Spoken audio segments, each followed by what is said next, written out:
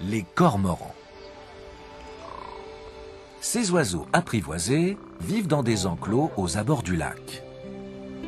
Certains vont même jusqu'à se reproduire en captivité. Celui-ci semble hésiter. Cette cuillère serait du plus bel effet dans son nid. Les oiseaux n'ont que quelques mètres à faire pour aller au travail. Sur le lac Erail. Ils ont entre 2 et 10 ans, la fleur de l'âge pour la pêche. Je me joins justement à cette équipe d'experts pour une sortie sur le lac. Monsieur Yang prépare ses pêcheurs.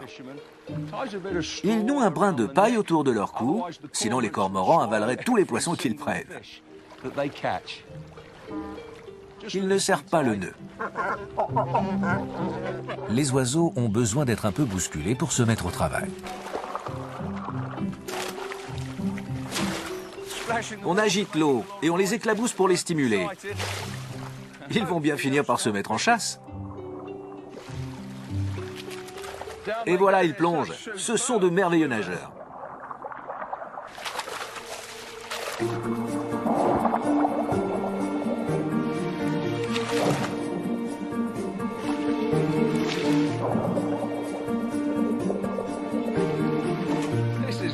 C'est formidable de reproduire ces gestes immémoriaux. En Chine, la pêche au cormoran est une tradition vieille de 1500 ans.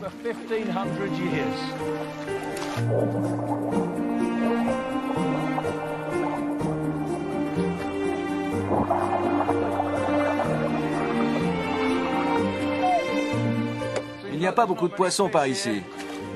Monsieur Yang rappelle les cormorans.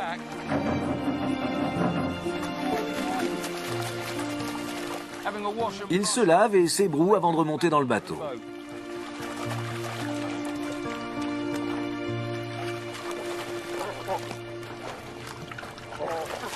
Je vais lui prendre le bec pour l'aider à remonter. Voilà. Tu fatigues un peu, hein? C'est fantastique. Je suis entouré de cormorans qui se sèchent au soleil. À la différence des autres oiseaux, leurs plumes ne sont pas enduites d'une huile imperméable. Ça leur permet d'être plus rapides dans l'eau. En revanche, ils sont trempés jusqu'aux os après une séance de pêche.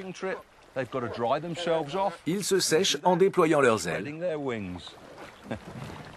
Ça va, tu te réchauffes? Celui-ci, c'est Dai Zhongzi, le chef de la flottille des cormorans. Il a 7 ans. Quand il part à la pêche, les autres le suivent. Mais jusqu'ici, tu n'as pas eu de chance, hein?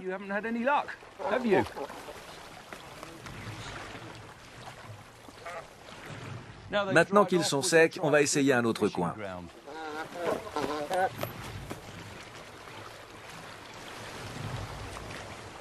Au début du XVIIe siècle, la pêche au cormoran est devenue un sport royal en Angleterre. Jacques Ier possédait un groupe de cormorans. Il a dépensé des fortunes pour s'adonner à ce loisir. Il a même fait creuser des mares pour ces oiseaux à Londres, à l'endroit où se trouve aujourd'hui le Parlement. Monsieur Yang et son équipe vont faire une autre tentative. Allez, on y va.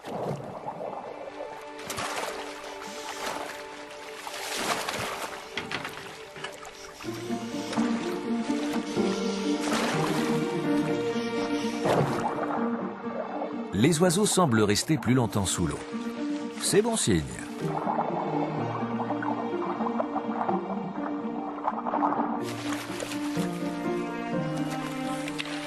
Voilà un cormoran. Il en a attrapé un.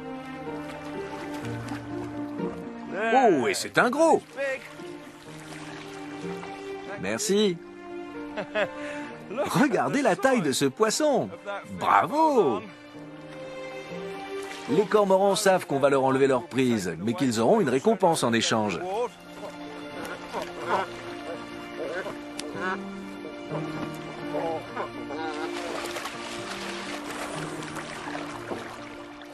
En voilà un autre. Il le tient bien serré. Bien joué, mon gars. Tu auras ton dû.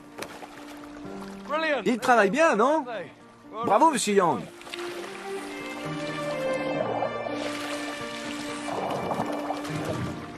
Ils ont des becs crochus et ils n'aiment pas lâcher leur prise.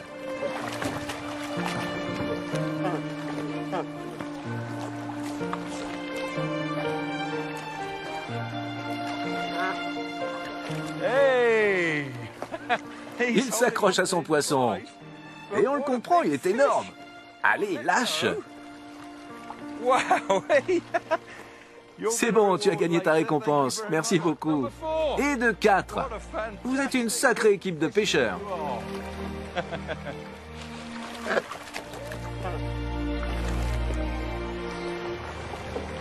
Je sens le poisson, je suis couvert d'écailles, mais je n'aurais voulu rater ça pour rien au monde. Une sortie avec Dai Junzi, le chef des cormorans, et avec Monsieur Yang et toute son équipe de pêcheurs. C'est un véritable privilège. Pas vrai? En Chine, les méthodes de pêche traditionnelles disparaissent peu à peu. C'est formidable de les voir préservées sur le lac Erail.